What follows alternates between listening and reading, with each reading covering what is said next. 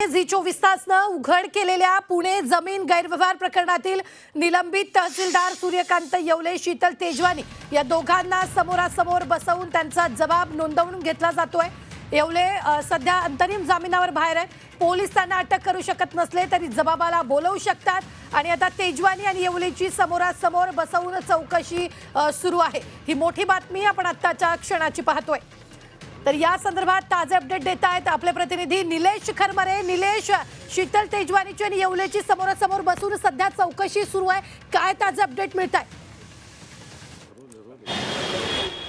खरं तर G24 तासने उघड केलेल्या जमीन घोटाळ्या प्रकरणामध्ये सर्वात आधी जी कारवाई झाली होती ते सूर्यकांत येवले जे तहसीलदार आहेत येवले हवेलीचे, आणि त्यांची या ठिकाणी आता चौकशी जी आहे ती सुरू झालेली आपल्याला पाहायला मिळत आहेत। खरं तर शीतल तेजवानी आणि सूर्यकांत येवले हे एकाच केबिनमध्ये बसून या ठिकाणी आर्थिक गुन्हे शाखेचे जे वरिष्ठ अधिकारी आहेत ते त्यांची चौकशी करत आहे। जवळपास 1 तासापासून ही चौकशी सुरू असल्याची आपल्याला माहिती मिळत आहे। सकाळी शीतल तेजवानी यांना चौकशीसाठी आणलं होतं, खरं तर त्यांना उद्या कोर्टात हजर केलं जाईल, कारण त्यांची उद्या पोलीस कोठडी जी आहे ती संपते।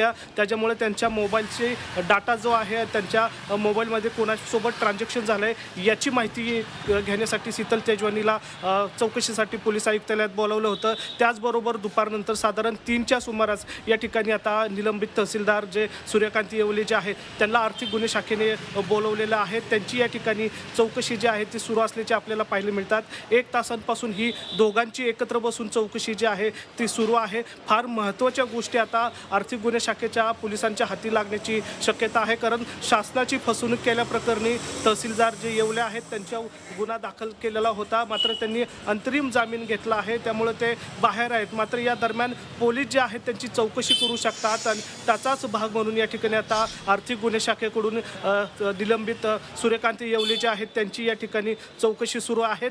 त्याचबरोबर या ठिकाणी या चौकशीला सूर्यकांत येवलेंनी काही कागदपत्र हे सोबत घेऊन आल्याचे या ठिकाणी आपल्याला पाहायला मिळालं आहे। त्यामुळे या कागदपत्रांमधून काही महत्त्वाचे धागेदोरे जे आहेत ते पोलिसांना या ठिकाणी मिळू शकतात आणि उद्याच्या सुनावणीमध्ये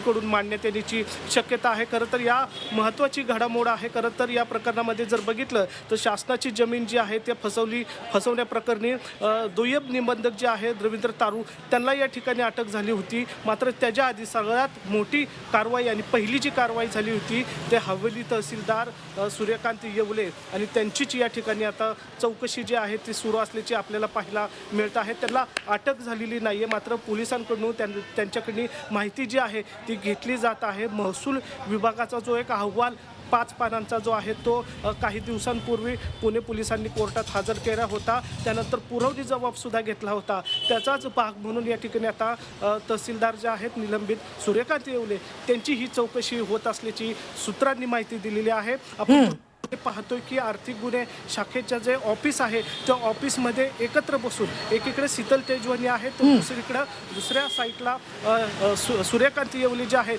ते बसलेले आपल्याला पाहायला मिळतात आणि 1.5 तासांपासून या ठिकाणी त्यांची चौकशी जी आहे ती सुरू असल्याची महत्त्वाची बातमी जी आहे ती आता G24 तासच्या हाती लागलेली आहे। खरंच या चौकशीतनी उद्याच्याला काही महत्त्वाचे धागेदोरे जे आहेत ते येण्याची शक्यता आहे आणि आत्ताच्या घडीला G24 तासवर आपण पाहतोय की निलंबित तहसीलदार सूर्यकांत येवले यांची आर्थिक गुन्हे शाखेकडून आता चौकशी सुरू आहे। मागील 1.5 तासांपासून सूर्यकांत येवले जे आहेत ते आर्थिक गुन्हे शाखेच्या ऑफिसमध्ये बसलेले आपल्याला पाहायला मिळतात। रुबीना, निश्चित निलेश, धन्यवाद ताजे अपडेट देण्यासाठी। आम्ही वेळोवेळी तुमच्याकडून या संदर्भातले ताजे अपडेट घेत राहणार। तुर्तास आपण पाहतोय की येवलेंची आणि शीतल तेजवानींची सध्या समोरासमोर चौकशी सुरू आहे।